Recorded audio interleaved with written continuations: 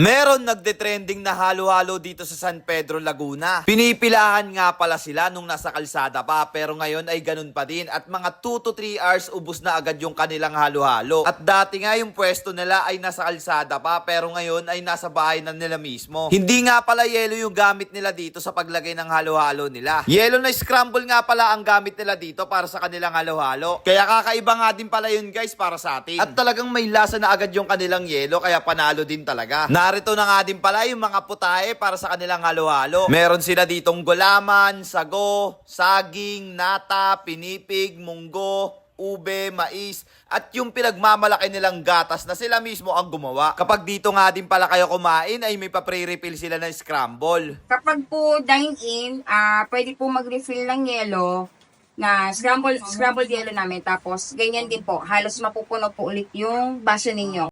Nagre-refill ako ng yelo nila. Yun no. Hindi yan yelo tol. Kasi, ay ano pa? Scramble yun man. Scramble pala. Ayan o. Pwede tayo. Yun. Kuya, lalagyan ng scramble. Uy. Ang dami niyan ah. Kahit hindi ka vlogger guys. Ayan o. Eh, May libreng refill talaga. ayan o. Sarap. Amoy ube.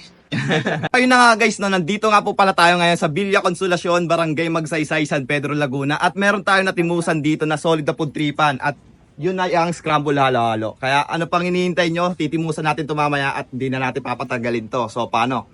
Let's guys go! So ayun na nga guys, no, umorder nga po pala tayo sa kanila ng ube cheese overload saka ube overload. So eto nga guys, yung ube cheese nga pala is 119 lang, saka ito naman is 110. So sa dami na ito, mabubusog talaga kayo. Ayan oh. Ayan, saka ito guys oh, yung ube cheese nila talagang panalong panalo ito. Kita nyo naman oh, sobrang daming toppings na ito guys, saka malalasa mo talaga yung sarap na ito. Kaya mamaya timusan na natin. Ayan guys, so yung toppings nila rito, meron siyang leche flan, saka cheese, saka ube. Ayan yung pinaka-top niya. Yun oh. Dami na ito mga man.